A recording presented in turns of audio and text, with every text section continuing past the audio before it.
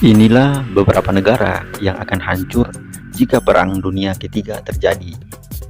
Apakah Indonesia juga termasuk? Ataukah Indonesia hanyalah anak bawang di dalam peperangan ini? Atau Indonesia termasuk juga? Kita akan kritisi lebih dalam mengenai pembahasan ini. Jika Perang Dunia III terjadi, Israel yang akan bergabung dengan Amerika Serikat sudah dapat dipastikan akan menghancurkan beberapa wilayah di Lebanon dan membunuh banyak warga sipil, sama halnya dengan Gaza. Jika nantinya semua proksi Iran bersatu di Perang Dunia III di Timur Tengah, pastinya Israel akan menjadi sasaran empuk Hizbullah, Houthi, Hamas, hingga Iran dan Suriah. Kemungkinan besar akan ikut melakukan serangan balasan jika memang Israel sudah dinilai keterlaluan.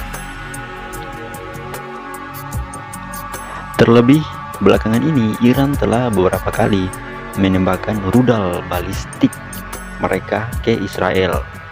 Hal tersebut menandakan jika Teheran akan bersikap serius terhadap berbagai ancaman Tel Aviv yang membahayakan proksi mereka. Sampai saat ini, Israel memang belum melakukan aksi terbuka untuk melakukan serangan ke Iran. Hal tersebut kemungkinan besar disebabkan ketakutan negara Yahudi akan besarnya ancaman yang akan datang di mana mereka masih belum siap. Mengingat sistem pertahanan tercanggih milik Israel saja, yaitu Iron Beam, baru dapat dioperasikan pada akhir tahun depan. Sejumlah pakar geopolitik global menganggap stabilitas politik dunia semakin tak menentu, hingga menempatkan lanskap global berada di ambang Perang Dunia Ketiga.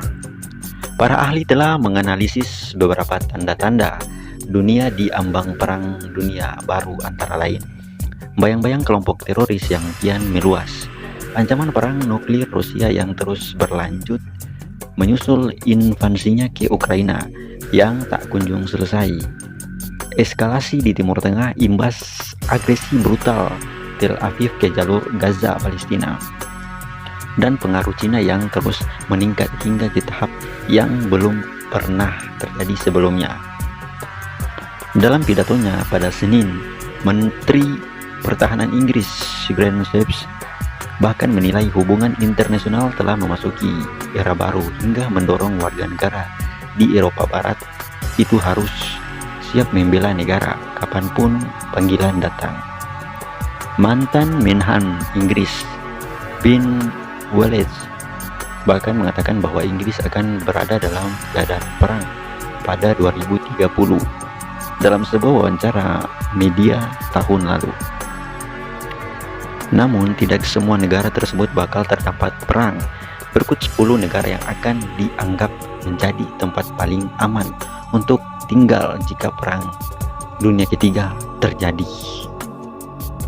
Alih-alih ancaman nuklir, tantangan utama tinggal di tempat ini adalah bertahan hidup dalam cuaca dingin, ekstrim, dan minim sinar matahari, lantaran letaknya yang berada di kutub selatan. Islandia, negara Nordik ini secara konsisten menduduki puncak indeks perdamaian global, Global Peace Index or GPI, dalam beberapa tahun terakhir. Itu artinya Islandia jarang terlibat dalam konflik internasional. Islandia mendapatkan reputasinya sebagai salah satu negara paling damai di dunia dan relatif terpencil secara geografis dibandingkan dengan negara-negara Eropa lainnya. Selandia Baru. Setelah Islandia, Selandia Baru menempati peringkat kedua dalam indeks perdamaian global. Negara di Pasifik ini juga sering mengambil sikap netral dalam konflik. Negara ini juga memiliki medan pegunungan yang memudahkan warga untuk terlindungi. Yang selanjutnya, Greenland adalah pulau terbesar di dunia dan merupakan wilayah kedaulatan Denmark. Pulau ini terpencil secara geografis dan juga bersikap netral secara geopolitik, dengan populasi saat ini yang hanya sebanyak 56.000 orang. Kecil kemungkinan Greenland akan menjadi target serangan negara manapun. Dikutip Times of India, Indonesia juga masuk dalam daftar negara yang dianggap paling aman untuk menetap ketika Perang Dunia Ketiga. Salah satu alasannya karena Indonesia sering mengambil sikap netral dalam isu-isu geopolitik dunia, sesuai dengan kebijakan politik luar negerinya. Indonesia dianggap bertindak mandiri dalam urusan internasional dan paling menjunjung tinggi perdamaian dunia. Tuvalu merupakan negara kepulauan di Pasifik yang terletak di tengah-tengah antara Hawaii dan Australia. Hanya 11.000 orang yang tinggal di pulau ini. Meski dianggap aman dari ancaman perang, negara pulau ini memiliki infrastruktur lemah dengan sumber daya alam terbatas. Selain tak menarik pihak manapun untuk menyerang, negara ini rawan gempa bumi hingga tsunami. Oke, next, Argentina.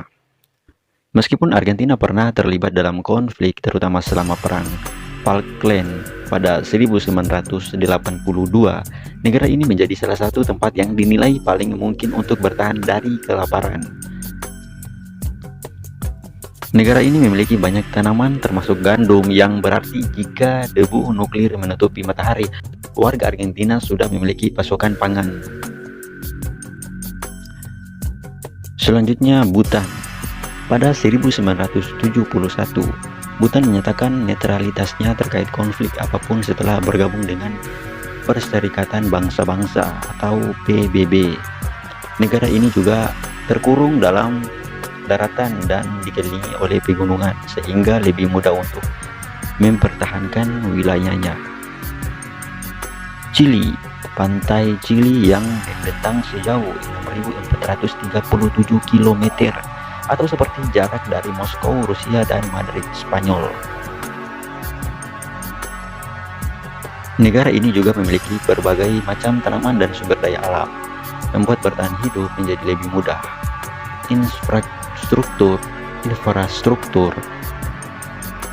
Infrastruktur dan pembangunan di negara ini juga dianggap paling maju di Amerika Selatan.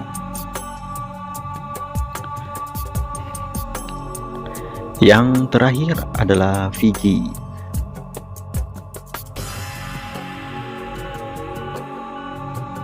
Fiji terletak di tengah luasnya Samudra Pasifik.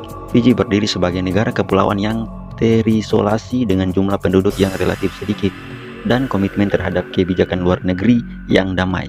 Negara kepulauan ini terletak 4.345 km dari negara terdekatnya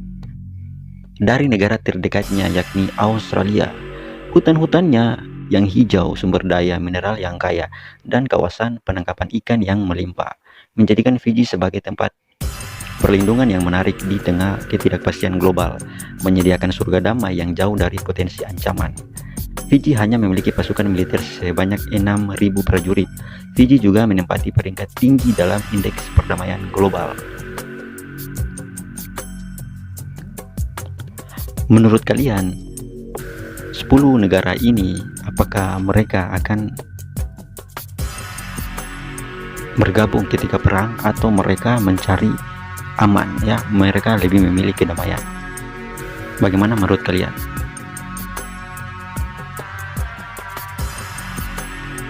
Jadi, pembahasan pertama ialah beberapa negara yang akan hancur, yaitu Iran, Suriah, Palestina, dan Israel.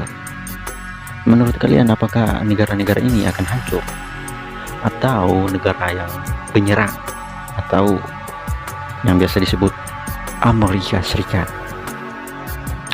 Dan juga Cina ada di belakang mereka. Ya, yang akan menguasai dunia adalah Amerika Serikat dan Cina. Itu konspirasi dari banyak orang. Menurut kalian bagaimana? Dan pembahasan kedua yaitu 10 negara yang aman dari peperangan karena mereka lebih menjunjung tinggi perdamaian.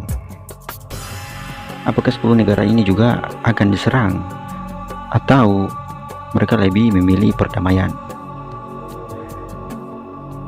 Bagaimana menurut kalian?